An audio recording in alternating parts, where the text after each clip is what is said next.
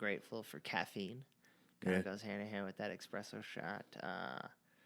I'm grateful for leg day and the ability to walk. We take that for granted all the time, and yeah, it was a tough one today, no doubt, but we got after it. So, and then I'm also grateful for family as well. My last leg day was like that. Like after I was done, I was at work and I was like, and it's just, it's good, but at the same time, like, bro, why? Yeah. Why? Like my legs felt hollow. Yeah. So on certain leg days, my legs felt very strong. And I'm like, dang, I got it. And I know when I kicked it into another gear, when I walk in, I felt hollow. Yeah. Like I was like, bro, do I even have legs? Like I can barely hold myself up right now. Yeah, I was walking down the stairs today, and the knees were involuntarily buckling. Yeah. It's good when your leg kind of spasms like that. So yeah, it was a good one. But I've been training legs differently lately. I've been trying to do more explosive leg day. I'm trying to just get as athletic as I can again for really no reason, to be honest with you. Just something that I've wanted to do. So doing a lot of plyometrics, and then today I squatted 315 for 3 sets of 4. I know for some of you out there, that's probably not a whole lot, but for someone that hasn't touched that weight in a few years, that's good weight. Yeah, I was pretty happy about anything that. Above your body weight, or anything above, your body weight, if you squatting, anything you putting something on your back and squatting, it's something. It's a feat. Yeah. Yeah, absolutely, man. Let's kick it into gear with our topic of today.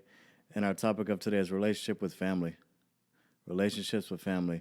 And I'm curious, man, what about your relationship with your parents shaped you into the man that you are today?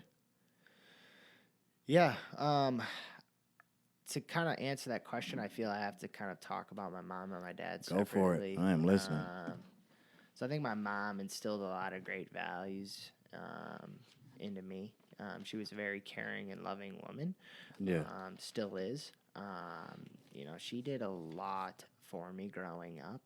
I think she instilled a lot of servant leadership into my life and has made me into a servant leader, I would say. Explain more. I like that. Yeah, so leading by example to me is so key, right? Yeah. Because anyone can talk and say I'm a leader. Talk is cheap, right?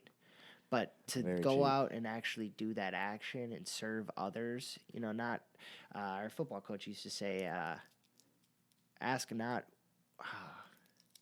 Actually, I can't even remember it now how it went. All right. But servant leadership was something that he always, instilled in us, and my mom did that very well. Whether it was providing for us by cooking food or doing dishes or cleaning up around the house, doing laundry, any of those things. That really shaped me into a servant leader, I think, and really just wanting to help others, right?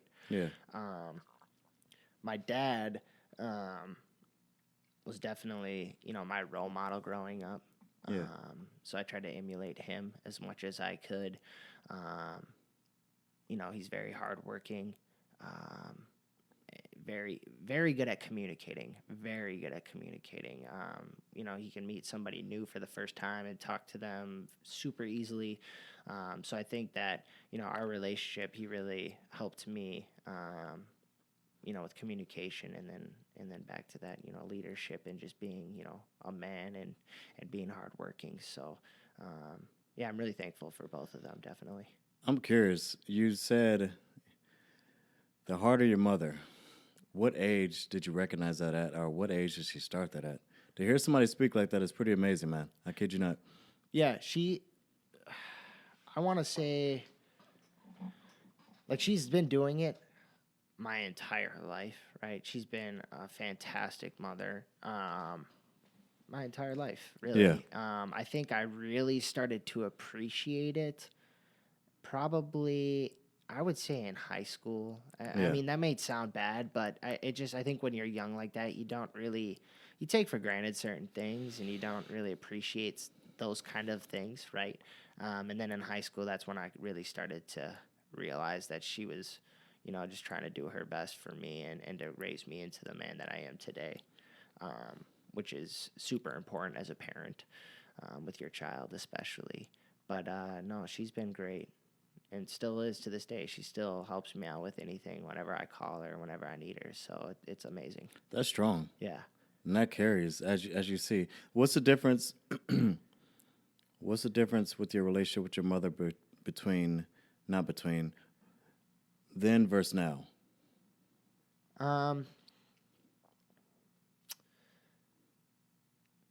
don't know if there's like a huge difference. I Yeah. mean, obviously, she wants me to be, independent now that I'm, 18 or older, right? Yeah. Being a 24-year-old, right? So I think she's just trying to instill some of the values that she had when raising us into me, so that when I have children, that I'm able to kind of carry that down and make sure that I'm raising children the right way, the proper way. I like that. What were some important things about your father that stays with you? Yeah, my dad was, like I said, he was always my role model. Yeah. Do you look like your dad? It's like 50-50. I swear to God, people will be like, you look so much like your mom. And then the next minute, someone's telling me I look so much like my dad. So I think I'm like a pretty good mixture of both. Yeah.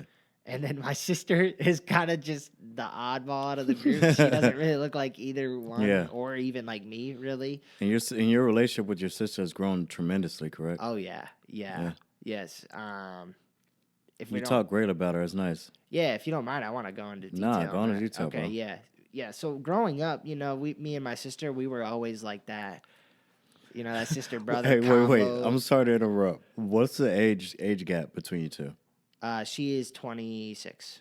Oh, So that's or 27, why. 3 Oh years. man, that's why. Yeah. Yeah, of course. Y'all gonna have at it. Yeah. So growing up, it was a constant battle over the TV remote. Things like that. Just like the typical.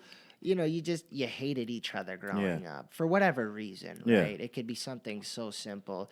I remember one time we got in this huge fight. And those big medicine balls? Yeah. Yoga balls? Yeah. Like the big, I was just irritated, and I threw it at her at home. And it ricocheted off her and hit my parents' anniversary wedding gift and shattered it. Yeah. Yeah, it was bad. Oh man. Yeah. So growing up, we hated each other, and then even in high school, man, we had our issues. Like, we were starting to realize, like, we got to be there for each other, but we were still like not wanting to accept that, really. Like, for example, she always had to give me rides to high school, and I was always a little bit late my freshman year. And I also had ankle surgery, so I had one of those knee scooters. Which, by the way, back in my freshman year, I swear to God, I was one of the first people in this area to have one of those knee scooters, because people were like, that is the coolest thing ever. No one had ever seen one before. So I was literally riding around in the halls, dude, just cruising through the hallways.